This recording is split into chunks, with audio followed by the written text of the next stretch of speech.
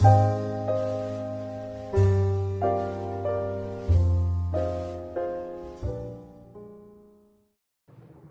back. In this tutorial, we're going to talk about metadata, which is data about data. Then we're going to go into some search criteria. We're going to create a collection.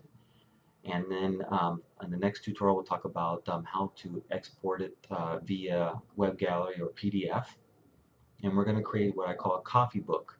And it's going to be a coffee book of clouds, because you have to know, if you were at a party and you saw a book of clouds, wouldn't that spark any conversation? Seriously. Isn't it the most exciting thing you've ever heard? I'm just kidding about that, but for fun.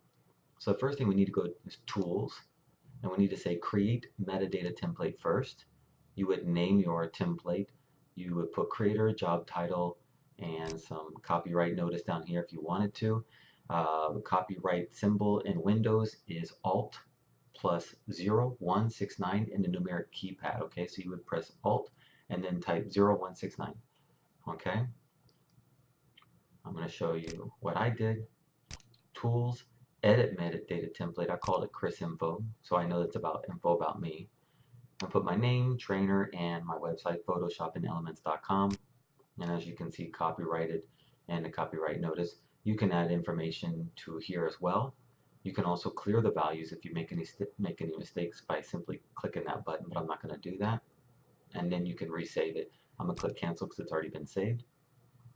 And now let's go into a criteria to find those clouds. So what can we do? We can go to edit, find, look in January. Make sure you're looking in the right way, because many times I've looked at a desktop and won't find the photos. It'll drive me crazy, and I'll realize, oh, it's because I didn't look in the right source. Okay, so January, and here's the criteria. I'm using keywords. You don't have to. You can use all these different ways of finding information. It's really nice. Okay, so I'm going to choose keywords, contains, or I can do all these others, clouds. And then let me get rid of this. And then I added another search criteria by clicking the plus sign, and I chose keywords again. And then this time I said, does not contain light, L-I-G-H-T. And light is a subcategory under clouds. In other words, these photos that we're going to have in our coffee book are not corrected. I haven't used camera raw or anything. They're just what you see straight from the camera, okay? But I know that the light clouds are a little bit too light, so I'm just not going to include them, just so I can show you.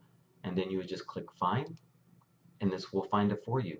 And what's nice, it tells you the criteria, and it tells you can put a smart collection. We'll talk about that in a second. And we can go over to collection, and you can say new collection, and we'll call it clouds. Enter. And I always do this backwards. I'm sorry about that. But the nice thing about this is that when you click edit, oh, excuse me, let me go back to January, edit, find, it remembers your last settings, so I can just click find again. Okay, and I need to put this back into January. I made a mistake there. Sorry about that. And I use the criteria to bring up the cloud. So what you would do is select the photo. Okay, or I'll select them all by pressing Control A to select them all. I'm going to go to Tools first. I'm going to append my metadata. I'm not going to replace it because I'm not sure of all the metadata that's there or not sometimes, because when you're dealing with a lot of photos, it can get kind of iffy. So it's probably just a safer bet to append the metadata. It's only 5 lines, so it's not that big of a deal. And then I'm going to drag all those photos into my collection of clouds. So now if I were to click back to January, and then click on my collection clouds, there's my clouds. Now let's say I go back to January and I want to add that statue because I said it was a cloud. Okay, just for sakes, it's not, but we're going to say it is. Just take the photo and drag it into the collection. And that's what's nice about a regular collection, because there's your statue. Let's say you made a mistake and you don't like that, you can select the photo and say, oh, remove from collection. Now it's gone. Okay. So what I'm going to do is delete this collection. I'm going to show you a different way of doing the collection, okay? If you delete it, oh my gosh, I just lost all those photos. What did I do? Don't worry, because when you click on January and you scroll down, you'll see the clouds again. So it didn't delete the clouds, okay? So now this time, I'm going to go to Edit, Find.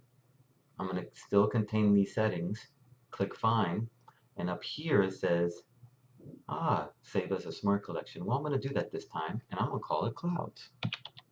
Clouds, space, coffee, book. Enter. Okay. Now, what's the difference between a smart collection and a regular collection? Well, if you wanted to edit the criteria of a smart collection, you can click this button and you can edit that criteria again. See, you can edit again, which is nice. Okay. But what makes a smart collection nice is if I go back to January and I click on that statue, which you know is not a cloud, and I go over here to the keyword panel and I say that it's a deep blue, watch what happens. I go back to my smart collection, it will add it automatically, just like that. That's what makes a smart collection nice. If the keywords or the criteria match that collection, it will automatically be added. And that makes it really nice. If I didn't want this, you can see that the remove symbol is not there. If I say open, cut, copy, delete, export, reveal, and explore, add to favorites, rename, batch log, you don't see it here, do you? It's interesting. What I could do is go back to January, go here, and unselect or deselect, and then watch what happens when I go back. Sometimes you have to click view, refresh, and it will go away. Sometimes you have to do that, depends. Okay, so now that we have our clouds copybook, we understand some criteria. We applied the metadata to all the clouds. Now our next option will be to go to the output workspace